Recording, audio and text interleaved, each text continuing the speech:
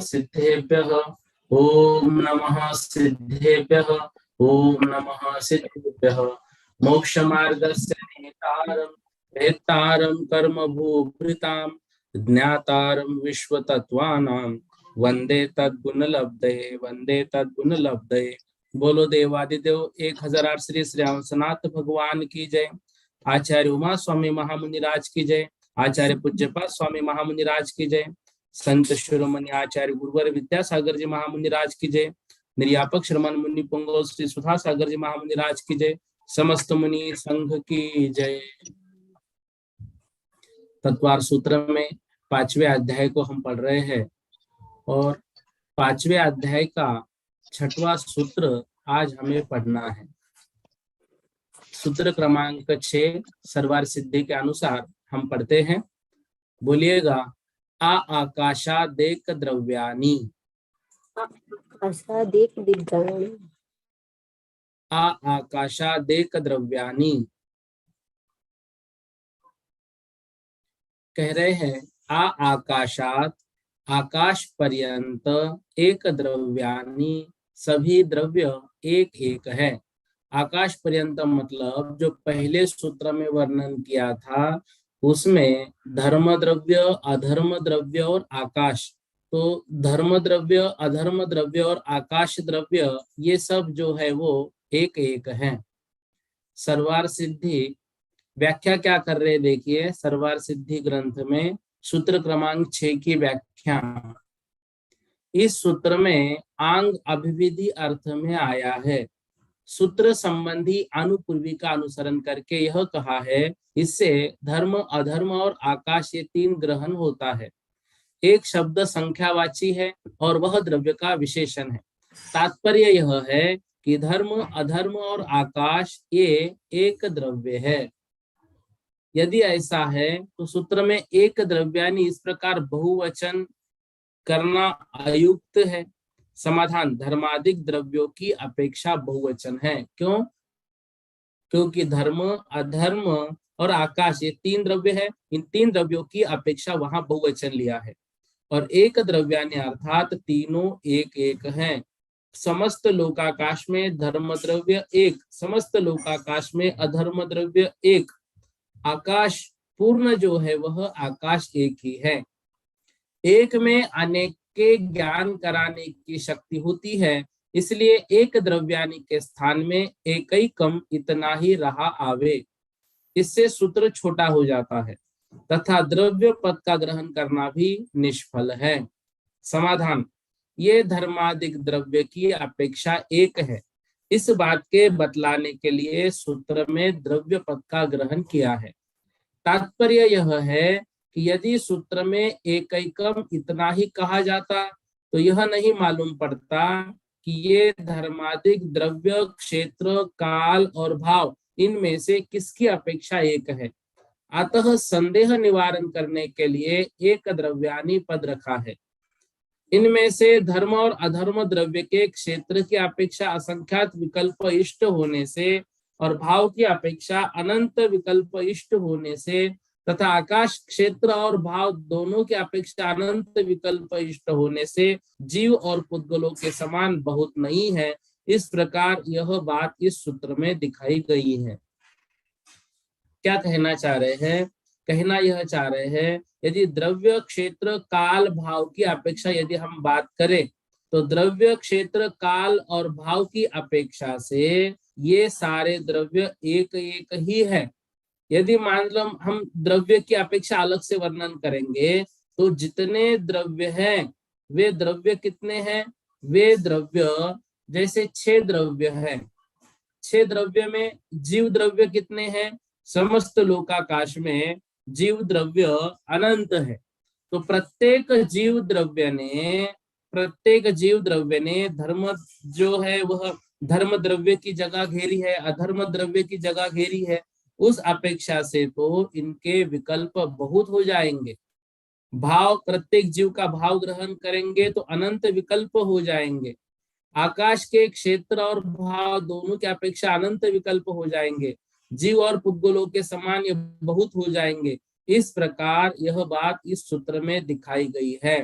अर्थात यह है धर्म द्रव्य, अधर्म द्रव्य और आकाश द्रव्य एक ही है, वे अनंत नहीं है, असंख्यात नहीं है। इस बात को हमें अच्छे से याद रखना है। देखिए यहाँ पर जो बात बता रहे हैं वह है आकाश द्रव्य की। आकाश पर्यंत द्रव्य एक एक है। आकाश पर्यंत द्रव्य कैसे है? आकाश पर्यंत द्रव्य एक एक है।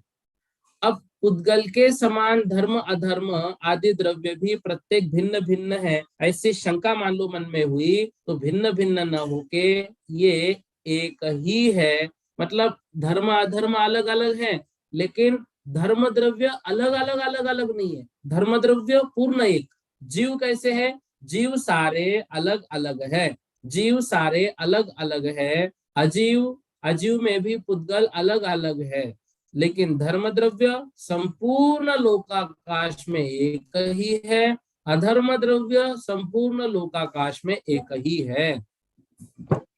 द्रव्यानि द्रव्यानि इस पद से द्रव्य की अपेक्षा एक का ख्यापन करने के लिए द्रव्य पद दिया। केवल एकैकम कहने से यह पता नहीं चलता कि ये किस अपेक्षा से कहे जा रहे हैं। द्रव्य की अपेक्षा, क्षेत्र काल भाव की अपेक्षा, अतः असंदिग्ध रूप से द्रव्य की अपेक्षा सूचन करने के लिए द्रव्य पद देना सार्थक ही है। तो द्रव्य की अपेक्षा से ये वर्णन है, क्षेत्र काल भाव की अपेक्षा से ये वर्णन नहीं है, इसलिए द्रव्य पद देना इसमें सार्थक है। जीव और पुद्गल को धर्म अधर्म और आकाश के समान एक एक द्रव्य माना जाएगा तो प्रत्यक्ष दृष्टिगोचर होने वाले क्रिया कारक का और इष्ट अनुमान सिद्ध संसार मोक्ष क्रिया के विस्तार का विरोध आएगा। अर्थात अखंड एक द्रव्य न तो क्रिया कारक का भेद होगा, सबकी क्रिया एक सी होगी। यह चटाई पर बैठा है, वृक्ष से पत्ते गिर रहे हैं इत्यादि भेद नहीं होगा, और न संसार और मोक्ष की क्रिया का विस्तार होगा। इसलिए जीव अनंत है, उद्गल अनंत है, लेकिन धर्म द्रव्य, अधर्म द्रव्य और आकाश द्रव्य ये सब एक एक ही है। ये कैसे हैं? ये सारे के सारे एक एक ही है। यह बात हमको इसमें याद रखनी है। अब कह रहे हैं गति स्थिति आदि परिणाम वाले विविध जीव पुद्गलों की गति आदि में निमित्त होने से भाव की अपेक्षा, प्रदेश भेद से क्षेत्र की अपेक्षा तथा काल भेद से काल की अपेक्षा धर्म और अधर्म द्रव्य में अनेकत्व होने पर भी धर्मादि द्रव्य द्रव्य की अपेक्षा अखंड एक ही द्रव्य है। यदि काल की अपेक्षा हम बात करेंगे ना, तो काल की अपेक्षा से हम थोड़ा सा विचार करें। काल की अपेक्षा से ये कैसा है? काल की अपेक्षा से भाई काल तो अनंत है। काल कैसा है? काल तो अनंत है। एक सेकंड है, विचार समाप्त हो रहा है।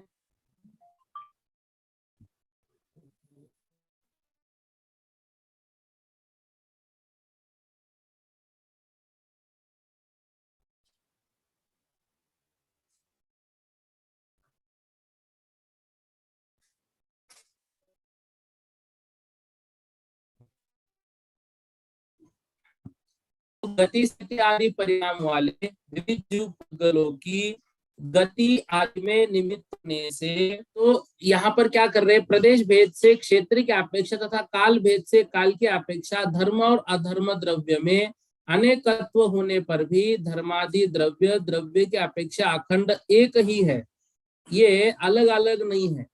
अवगाही अनेक द्रव्यों की अनेक प्रकार की अवगाहना के निमित्त से भाव की अपेक्षा और प्रदेश क्षेत्र की अपेक्षा आकाश में अनंतता होने पर भी द्रव्य की अपेक्षा आकाश एक ही है। कहना क्या चाह रहे हैं, जितने द्रव्य संसार में है, प्रत्येक के भाव अलग अलग है। तो प्रत्येक के भाव की अपेक्षा देखेंगे तो धर्म के बहुत सारे भेद हो जाएंगे। काल की अपेक्षा देखेंगे तो धर्म अधर्म द्रव्य के बहुत सारे भेद हो जाएंगे। लेकिन इन सब की अपेक्षा नहीं लेना है, इसमें मात्र एक द्रव्य की अपेक्षा लेना है। इस द्रव्य की अपेक्षा से वह जो द्रव्य है वह एक ही है। स्क्रीन शेयर हो रही है ना?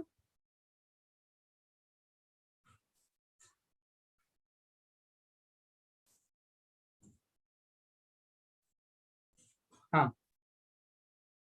इस तरह से ये यहाँ पर छठवां सूत्र हुआ। सातवां सूत्र देखिए, निष्क्रियाणि च। सातवां सूत्र है निष्क्रियाणि च।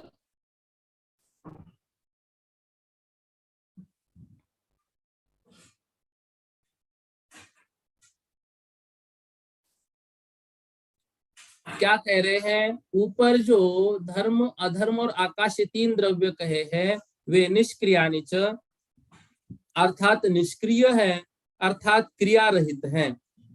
क्या कह रहे, देखो, अंतरंग और बहिरंग निमित्त से उत्पन्न होने वाली जो पर्याय द्रव्य के एक क्षेत्र से दूसरे क्षेत्र में प्राप्त कराने का कारण है, वह क्रिया कहलाती है। और जो इस प्रकार की क्रिया से रहित है वे निष्क्रिय कहलाते हैं। क्या कह रहे, क्रिया किसे कहते हैं, एक क्षेत्र से दूसरे क्षेत्र में प्राप्त कराने का कारण है, वह क्रिया कहलाती है। जो इस प्रकार की क्रिया से रहित है वे निष्क्रिय कहलाते हैं। शंका, यदि धर्माधिक द्रव्य निष्क्रिय है तो उनका उत्पाद नहीं बन सकता, क्योंकि घटाधिक का क्रिया पूर्वक ही उत्पाद देखा जाता है और उत्पाद नहीं बनने से उनका व्यय नहीं बनता। अतः सब द्रव्य उत्पाद आदि तीन रूप होते हैं, इस कल्पना का व्याघात हो जाएगा। कह रहे हैं कि यहाँ पर तो आप कह रहे हो धर्मादि द्रव्य निष्क्रिय है, इस अपेक्षा से तो उत्पाद व्यय द्रव्य कैसे बनेगा, क्योंकि उत्पाद होने के लिए उत्पन्न होना पड़ेगा, व्यय होने के लिए नाश होना पड़ेगा। यह तो क्रिया हो रही है, फिर निष्क्रिय क्यों कह रहे हो? समाधान कर रहे हैं, नहीं, क्योंकि इनमें उत्पाद आदि तीन अन्य प्रकार से बन जाते हैं। धर्म अधर्म और आकाश, इन तीनों में उत्पाद आदि बातें जो है वो अन्य प्रकार से बन जाते हैं। यद्यपि इन धर्माधिक द्रव्यों में क्रिया निमित्तक उत्पाद नहीं है, तो भी इनमें अन्य प्रकार से उत्पाद माना गया है। यथा उत्पाद दो प्रकार का होता है, स्वनिमित्तक उत्पाद और पर प्रत्यय मतलब पर निमित्तक उत्पाद। स्वनिमित्तक यथा प्रत्येक द्रव्य में आगम प्रमाण से अनंत अगुरु लघु गुण अविभागी प्रतिच्छेद स्वीकार किए गए हैं, जिनका छह स्थानापतित वृद्धि मतलब हम जिसको षडगुण हानि वृद्धि कहते हैं, इनके द्वारा वर्तन होता रहता है। अतः इनका उत्पाद और व्यय स्वभाव से होता है। इस प्रकार पर प्रत्यय का भी उत्पाद और व्यय होता है। यथा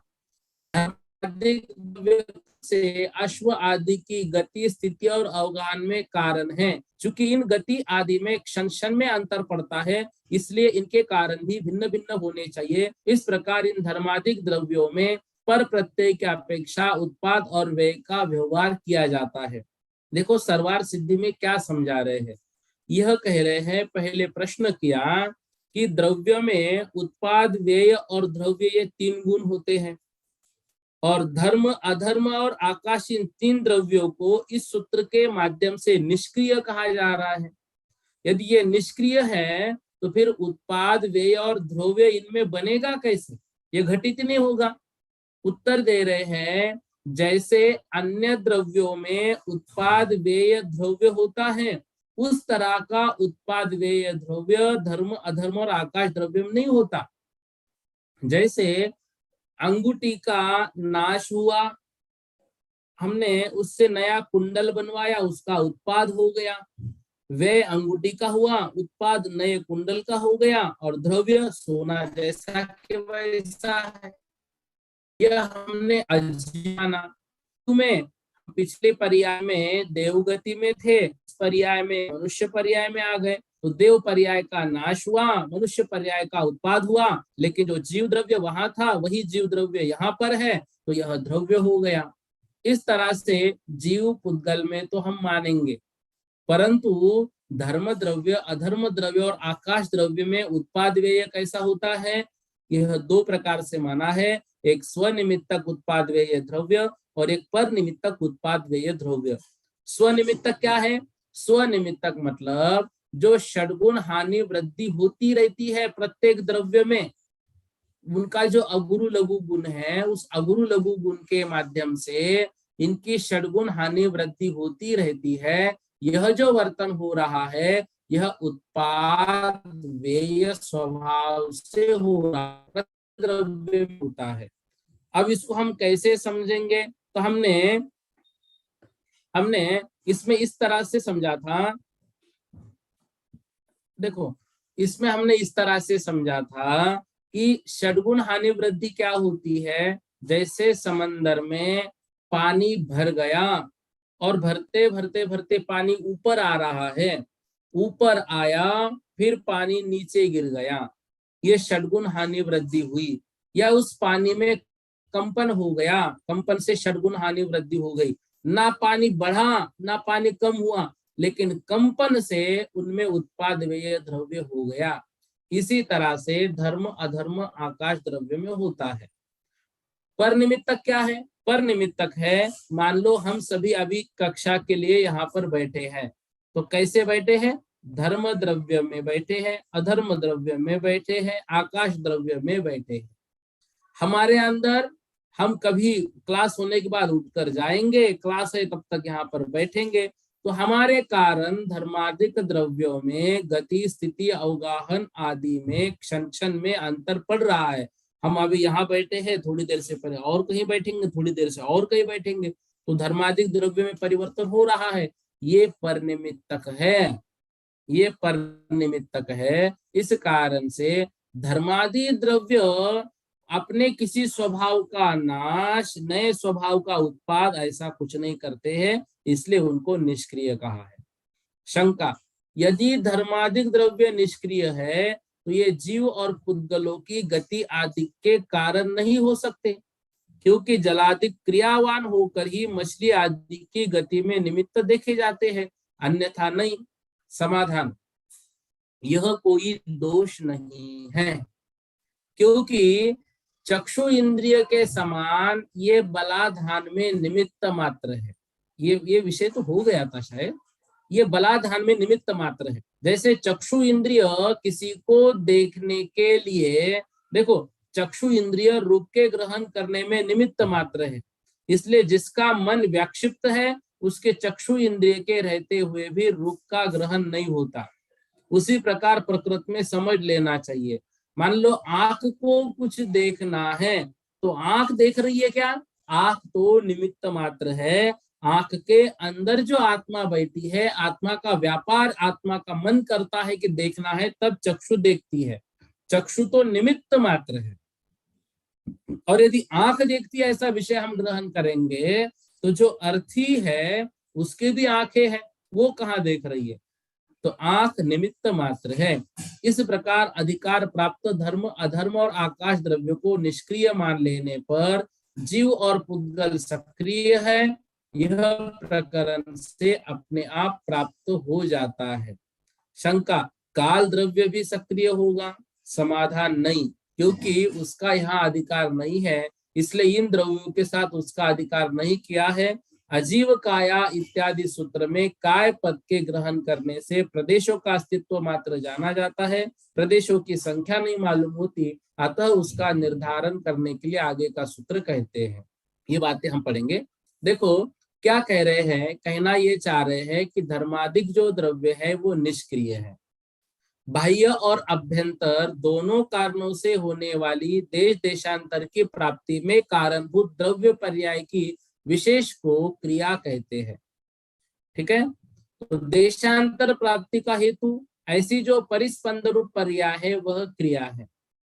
अभ्यंतर कारण इसमें क्या है? क्रिया की परिणाम शक्ति युक्त अभ्यंतर कारण। बाह्य कारण चोट मारना, टुकड़े करना, ये सब बाह्य कारण होते हैं। अब इसमें सक्रिय और निष्क्रिय द्रव्यों को यदि अलग अलग करना है तो हम ये कहेंगे आकाश द्रव्य, धर्म द्रव्य, अधर्म द्रव्य एवं काल द्रव्य, ये चार द्रव्य निष्क्रिय है तथा बहिरंग साधन के साथ रहने वाले जीव सक्रिय है। बहिरंग साधन रहने वाले पुद्गल सक्रिय है। जीव पुद्गलों की सहायता से एवं पुद्गल काल द्रव्य के कारण क्रियावान होते हैं। गति, स्थिति और अवगाहन की ये तीन क्रियाएं जीव और पुद्गल में ही होती हैं। धर्म अधर्म आकाश में क्रिया नहीं होती, क्योंकि न तो ये अपने स्थान को छोड़कर अन्य स्थान में जाते हैं और न इनके प्रदेशों में ही चलन होता है, किंतु ये धर्मादि द्रव्य गति आदि क्रियाओं में मुख्य साधक है। मुख्य साधक तो है, लेकिन स्वयं कोई हलन चलन नहीं कर रहे हैं। जीवों के सक्रिय पने का बहिरंग साधन कर्म के संचय पुद्गल, इसलिए जीव पुद्गल करण वाले हैं। उसके अभाव के कारण सिद्धों में निष्क्रिय पना है। सिद्ध कैसे है? सिद्धों का जीव अभी निष्क्रिय पना है।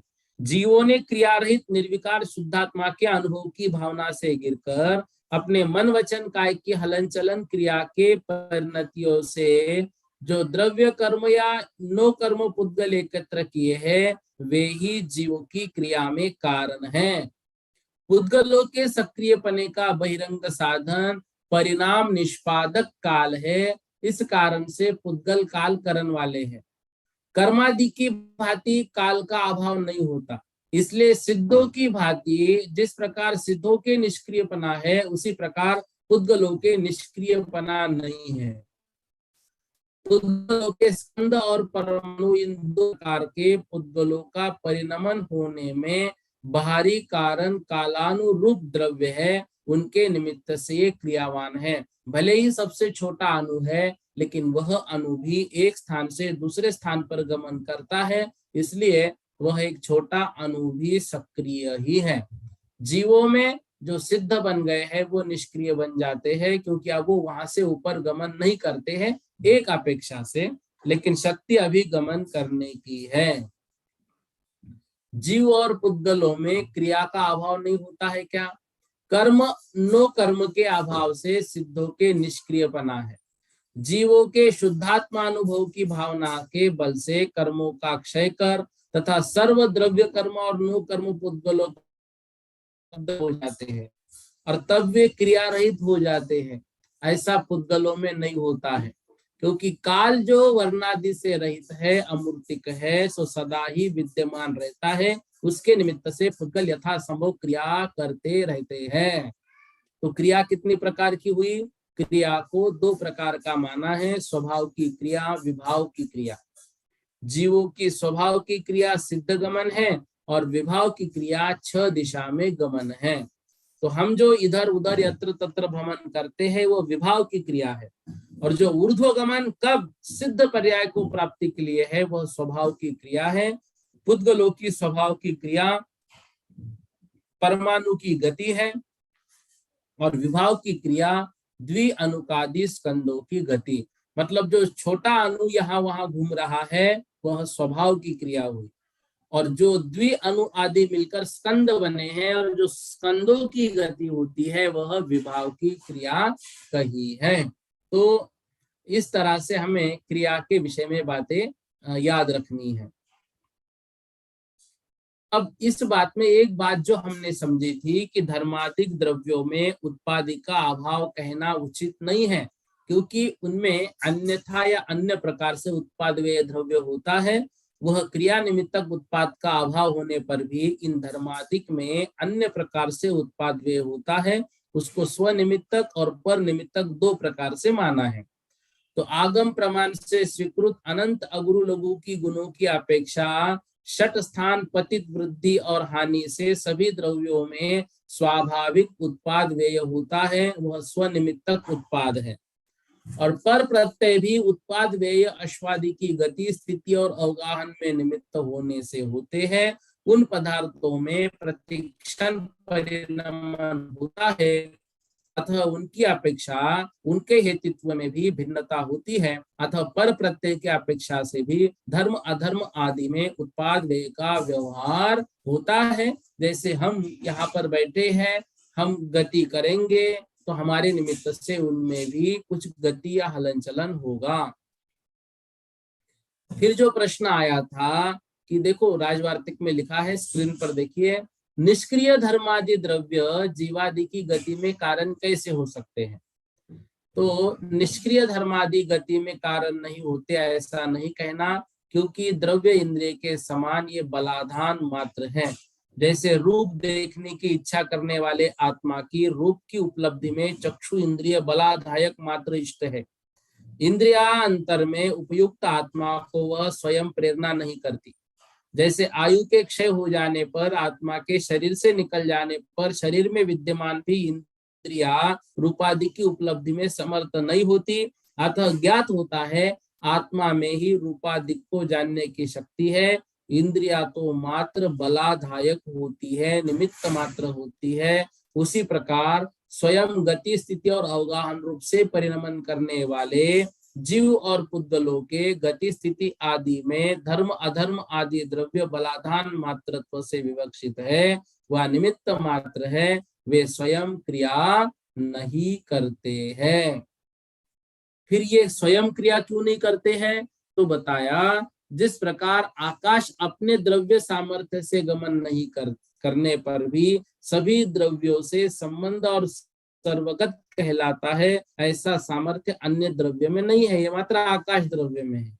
उसी प्रकार धर्मादि द्रव्यों को निष्क्रिय होने पर भी जीव पुद्गलादि की गति स्थिति आदि में असाधारण बलाधान मात्र अर्थात निमित्त मात्र जानना चाहिए।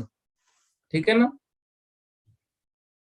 तो इन द्रव्यों में उत्पाद व्यय जो होता है, तो द्रव्यों में उत्पाद या अनुत्पाद व्यय अव्यय देखे जाते हैं पर्यायार्थिक नय की गौणता से और द्रव्यार्थिक नय की प्रधानता से। सभी पदार्थ उत्पाद व्यय से शून्य है, निष्क्रिय है और नित्य है। द्रव्यार्थिक नय की गौणता और पर्यायार्थिक नय की प्रधानता से देखेंगे तो सभी पदार्थ उत्पाद व्यय द्रव्य से युक्त है, सक्रिय है, अनित्य है। इस प्रकार इनमें अनेकांत हमको लगाना है। यह बात यहाँ पर सर्वार सिद्धि के माध्यम से राजवार्तिक के माध्यम से इसमें ली है। तो ये बातें जो विशेष थी वो यहाँ पर ली। अगले सूत्र की ओर अब चलते हैं। सूत्र क्रमांक 8, सभी लोग देखिए, असंख्येया प्रदेशा धर्मा धर्मेक जीवानाम। असंख्येया प्रदेशा धर्मा धर्मेक जीवानाम।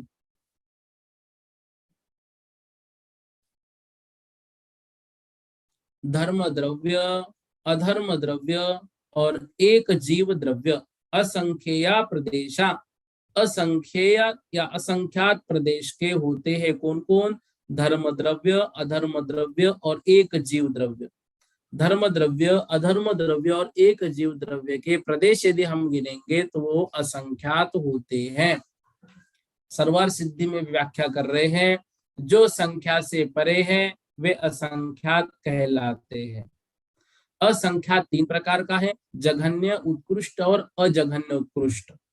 उनमें यहाँ अजघन्य उत्कृष्ट असंख्यात है। प्रदेश, यह प्रदेश शब्द की उत्पत्ति है। तात्पर्य यह है कि जिससे विवक्षित परिमाण का संख्या है उसे प्रदेश कहते हैं। परमाणु का लक्षण आगे कहेंगे।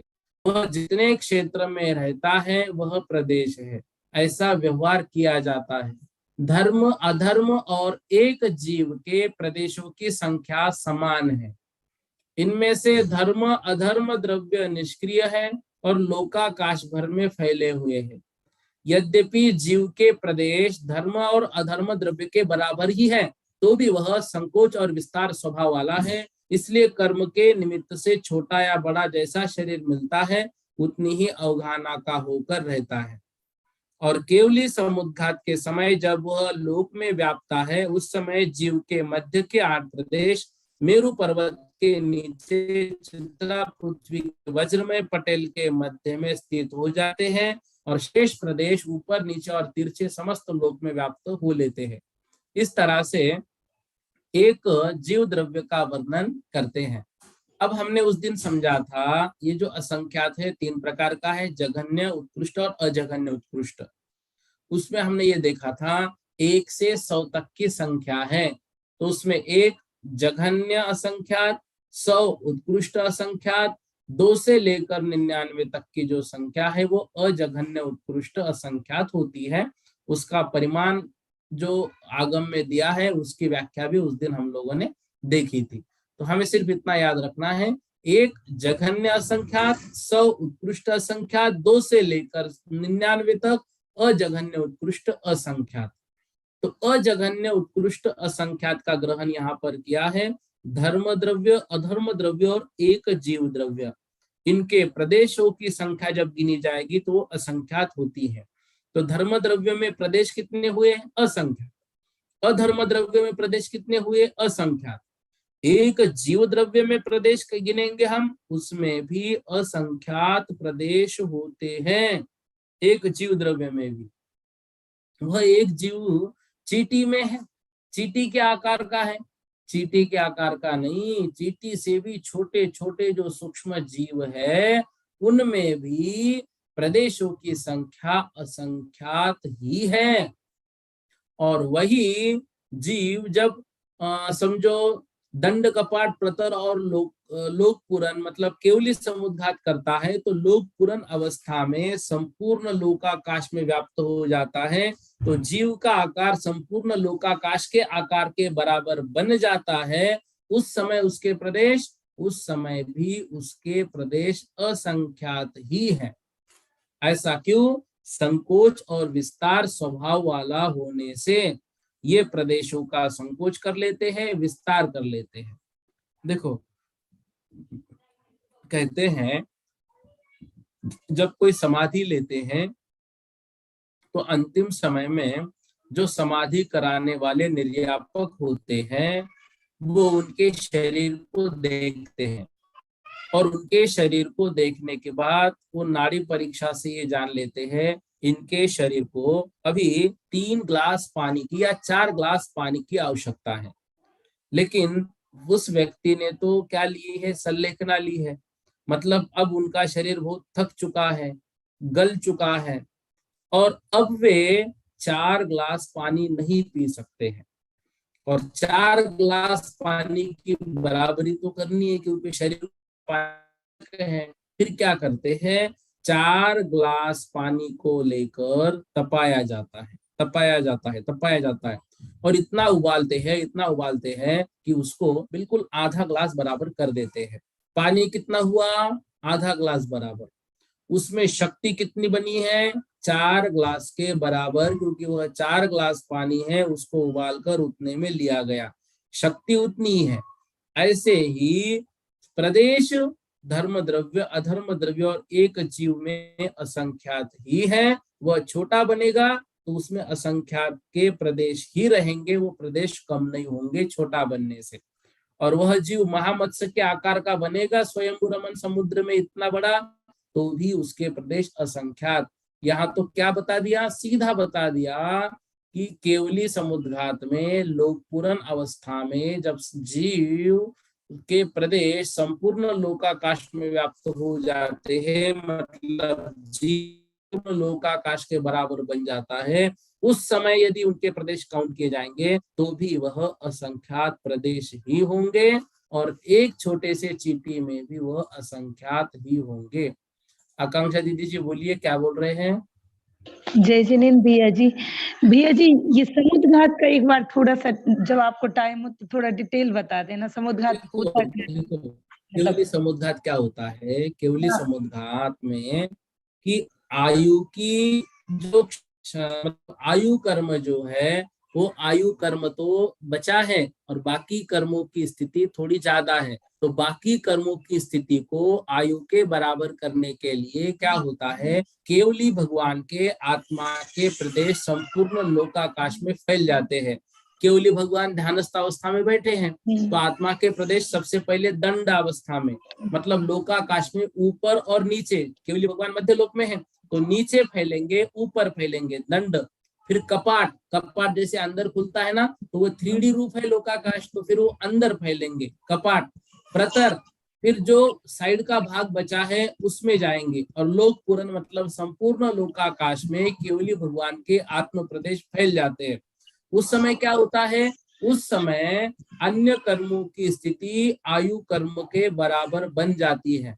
जैसे एक धोती हमको सुखानी है, अब उस धोती को सुखाने के लिए उसके 4-5 घड़ियां करके हमने मान लो घर में एक रस्सी पे सुखा दी, उस धोती को सूखने में वक्त लगेगा।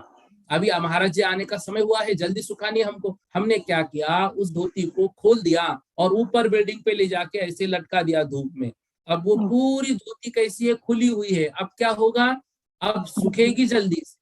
ऐसे ही संपूर्ण लोकाकाश में जब जीव के प्रदेश फैल जाते हैं तो सारे कर्मों की निर्जरा अतिशीघ्र हो जाती है, आयु के बराबर वो बन जाते हैं, और फिर केवली भगवान को केवल ज्ञान के बाद अपनी आत्मा के कल्याण स्वरूप सिद्ध पर्याय की प्राप्ति होती है। ठीक है दीदी, इस तरह से इस सूत्र के माध्यम से जो जीव के प्रदेश है उन प्रदेशों के विषय में चर्चा हमने कर ली। देखिए, असंख्या प्रदेशा धर्मा धर्मेक जीवानाम धर्म द्रव्य अधर्म द्रव्य और एक जीव द्रव्य में असंख्यात प्रदेश होते हैं। तो असंख्यात प्रदेश है, तो असंख्यात किसे कहा, जो संख्या से अतीत है, जिसकी गणना नहीं कर सकते हैं, वह असंख्यात है, ठीक है ना। तो ये असंख्यात जो है उसको भी 3 प्रकार से माना, संख्यात असंख्यात, असंख्यात को 3 प्रकार से माना, उत्कृष्ट, जघन्य और अजघन्य उत्कृष्ट। तो इसको भी हमने 3 प्रकार से समझा। तो ये जो असंख्यात प्रदेश है वो एक जीव द्रव्य के है, धर्म द्रव्य के है और अधर्म द्रव्य के है। तो इस तरह से ये सभी में होते हैं। तो प्रत्येक जीव में असंख्यात प्रदेश ही होते हैं, इस बात को हमें इसमें याद रखना है।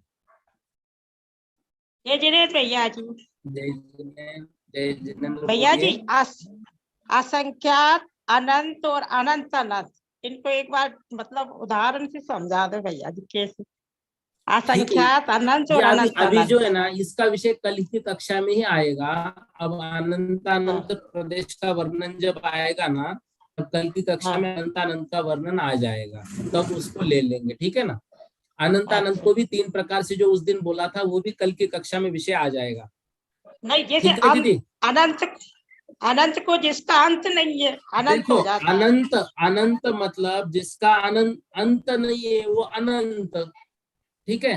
जिसका, और असंख्यात मतलब जिसका अंत तो, हाँ सुनो ना, असंख्यात मतलब जिसका अंत तो है लेकिन जिसको गिन नहीं सकते वो असंख्यात, जिसका अंत नहीं है वो अनंत, और अनंतानंत मतलब अंत तो नहीं है लेकिन उससे भी वो बड़ा है। जैसे देखो, जैसे इस संसार में जीव कितने हैं, जीव अनंतानंत है। जीव अनंतानंत क्यों है, अनंतानंत अनंत जीव भी मोक्ष चले गए तो भी यहाँ पर अनंतानंत रहेंगे, मतलब जो क्रम निरंतर चलता रहेगा, जो अक्षय है उसका क्षय नहीं हो सकता है, उसको कहते हैं अनंतानंत। और अनंत किसको कहते हैं, अनंत कहते हैं, मान लो ऊपर आकाश है, अब वो कैसा है, वो अनंत है, लेकिन कहीं ना कहीं तो भी उसको अनंता मतलब क्षय से सहित है, वो अनंत कहलाएगा, और जो क्षय रहित है वो अनंतानंत कहलाएगा। अभी सामान्य से इतना समझ लो, कल की कक्षा में पूरा इसकी बात डिटेल से आ जाएगी, ठीक है।